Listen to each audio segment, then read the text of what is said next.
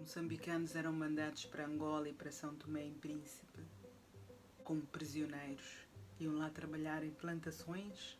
Isso está retratado no livro muito bem. Eu gosto da forma como ela descreve pensamentos, como ela descreve as coisas, como ela descreve as roças em Angola, a vida lá, a matança que era. Gosto de como ela descreve a poligamia. Gosto de como ela descreve a ridicularização do mundo ao amar a esposa como ele amava. Homem que é homem tem várias esposas, várias mulheres. Não pode ter só uma. Esta é a tradição. Hoje estamos a lutar contra esta tradição. É bom ou é mau? Só pode ser bom. Porque hoje em dia não estamos expostos ou não estamos expostas a outro tipo de vida. Ter um homem só para nós. Sofremos nós, as mulheres, com adultério, com poligamia, sofremos. Nós já somos mulheres modernas, temos outros princípios. Quer queiram, quer não ouvir, a emancipação da mulher passa por ter só um homem para ela. Nos últimos dias nós temos estado a assistir a manifestações antirracistas por todo o mundo. Temos estado a ver grande paixão, grande ira, sentimentos tão fortes que muitos de nós moçambicanos não os temos para com este tipo de realidade. Questionamos-nos do porquê. Porquê que nós não temos este tipo de sentimento para com o que está a acontecer no nosso país, por exemplo?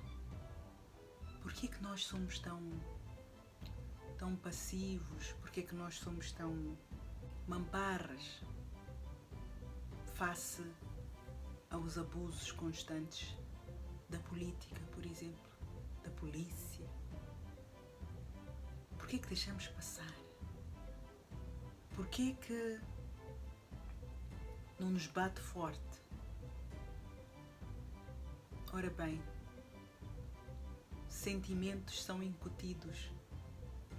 Sentimentos vêm de valores. Vocês já repararam que, por exemplo,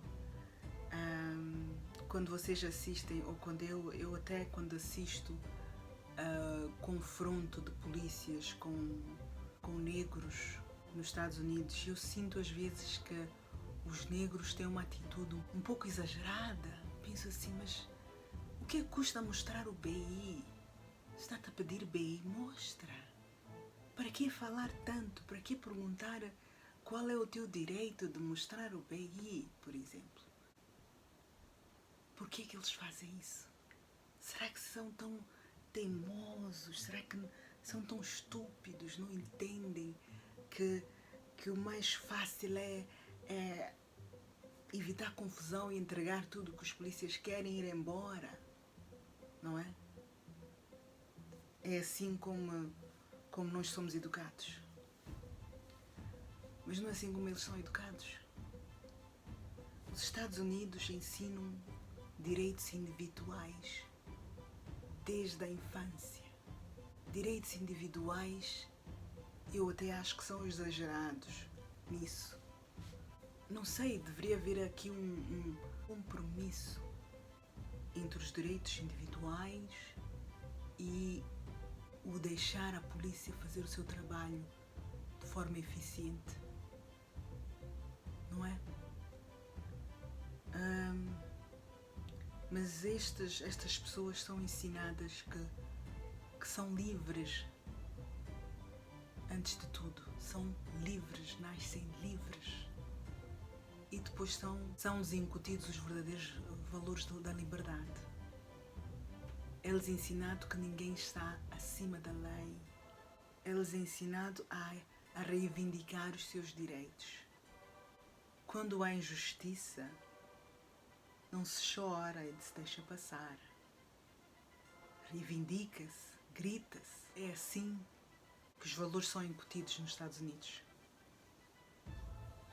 E quando estas liberdades são violadas, vocês estão a imaginar, não é? Ouvem esta cantiga da liberdade desde a infância e lhes é incutida a liberdade para sempre, através dos livros, através dos programas televisivos, através da política. Portanto, a mensagem da liberdade e de lutar pelos seus direitos está em todos os holofotes, quer nos Estados Unidos, quer nos países desenvolvidos. O contrário é ditadura. A nós não nos ensinam, para começar, que somos indivíduos, não é? Eu sou eu e, como tal, tenho os meus próprios direitos. Se não me ensinam que eu tenho direitos individuais, se não me ensinam orgulho pessoal, se não ensinam ao homem que deve respeitar a mulher, um ensinar continuado, como é que podemos produzir uma sociedade consciente, capaz de lutar quando há uma injustiça que paira por aí? Se a polícia bate num cidadão, eu tenho de sentir, porque ele não tem o direito de o fazer, não é? É daí que surge o sentimento forte de justiça, desde criança, a incutir valores de liberdade, de não aceitar a poligamia, de exigir. É por isso que nos Estados Unidos, por exemplo, uma traição é levada muito a sério, é um escândalo. Mesmo que não seja o Bill Clinton ou políticos, etc. É uma questão muito dramática. Porque lhes é incutido que monogamia é o ideal a seguir. E como é que lhes é incutido? Já disse, nas escolas, a sociedade constantemente aprova a monogamia e desaprova com pedras a poligamia, a traição, o adultério, etc. Eu pessoalmente acho que este livro é essencialíssimo na escola secundária, posso dizer 7º, 8º ano. É fundamental que, por exemplo, os alunos leiam o livro todo. Homens, mulheres, leiam o livro todo, para passarem pela dor.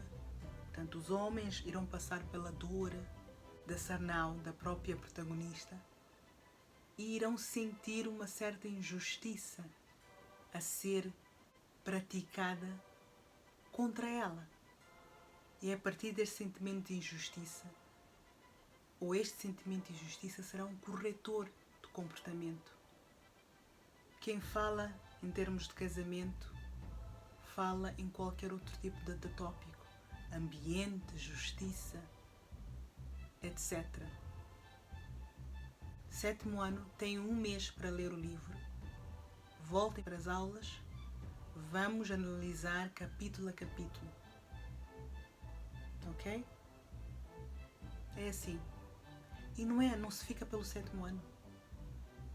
Continuamos.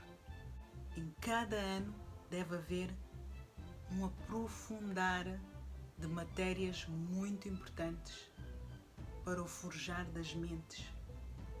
Esta é uma delas, que é para mais tarde não termos casais plásticos a fingirem ser felizes no Instagram, quando eles são totalmente discordantes da monogamia, por exemplo, ou então pouco se ralam com o ambiente, deitam lixo no chão, na praia, etc, etc. Deve ser uma aposta das escolas e deve ser uma aposta continuada. A sociedade deve refletir esses ensinamentos que os alunos têm nas escolas. Não é? Porque senão vamos ter um menino ir à catequese e depois em casa ter pais, ou ter um pai gatuno, por exemplo. Não é?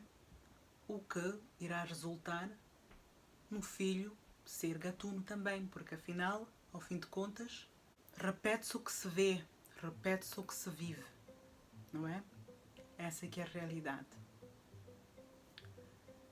Pronto, espero que tenham gostado mais ou menos da minha descrição do livro e da minha sugestão em termos de este livro todo, não é capítulos, é todo ser um livro obrigatório no 7º ano, porque acho que o 7º ano é a altura em que os meninos começam com a puberdade, não é?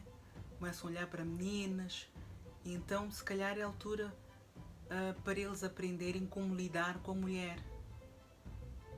E será inevitável que eles acabem sendo solidários com a protagonista, Sarnau, que é vítima de poligamia em todos os sentidos. Obrigada pela atenção e tenham uma ótima semana. Tchau! Hambanini, Hambanini.